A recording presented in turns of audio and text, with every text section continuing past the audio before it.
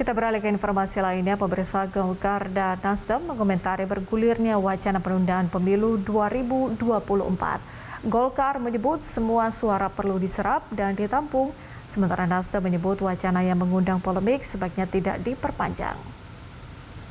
Usai pertemuan Ketua Umum Partai Golkar dan Ketua Umum Partai Nasdem Kamis siang, Erlangga Hartarto dan Surya Paloh menegaskan kedua partai sepakat meningkatkan sinergitas dalam mengawal kebijakan pemerintahan Joko Widodo hingga akhir masa jabatan.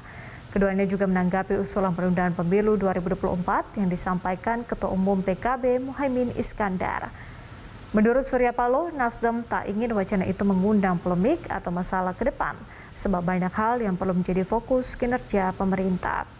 Sementara Erlangga menyebut Golkar menampung aspirasi yang berkembang, termasuk aspirasi penundaan pemilu.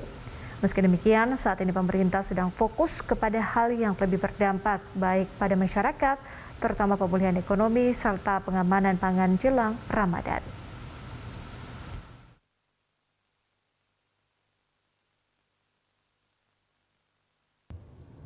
Kesepakatannya jelas. Kita bersama-sama tidak lagi mempermasalahkan masalah itu. Tidak perlu ada satu diskursus yang berkepanjangan. Silakan kalau memang para pihak bisa meyakinin bahwasanya konsepsi gagasan tawaran pikiran itu bisa berjalan dan diteruskan, Nasdem tetap menghargai.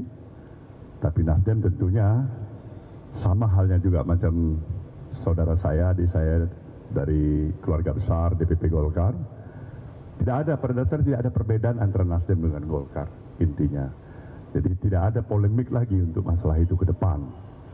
Karena kami amat menyadarin betapa sisa energi yang kita miliki ini harus bisa kita curahkan lebih fokus untuk hal-hal yang lebih produktif.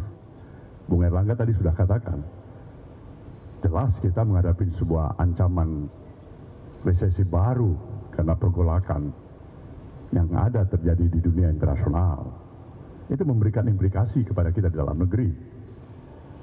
Ada suara-suara yang harus kami serap. Kemudian kedua, tadi kami sudah bahas bahwa politik itu adalah kesepakatan dengan para ketua-ketua umum partai. Dan banyak hal yang harus dibahas, terutama ketua umum partai yang mendukung Bapak Presiden. Dari Bapak Presiden sendiri sudah jelas bahwa aspirasi demokratis itu tetap harus tumbuh, namun juga tentu kita melihat koridor-koridor yang ada. Sehingga tentu biasanya dalam hal-hal tertentu komunikasi antar pimpinan partai politik menjadi penting. Namun tentu kita melihat bahwa ke depan ini tantangan kita ini besar sekali dan kami berkonsentrasi untuk menangani tantangan yang terbesar karena ini kita juga menghadapi bulan Ramadan dan juga Lebaran, di mana harga-harga pangan itu menjadi kepentingan 270 juta penduduk. Dan sebagai partai politik tentu kita mengutamakan kepentingan masyarakat.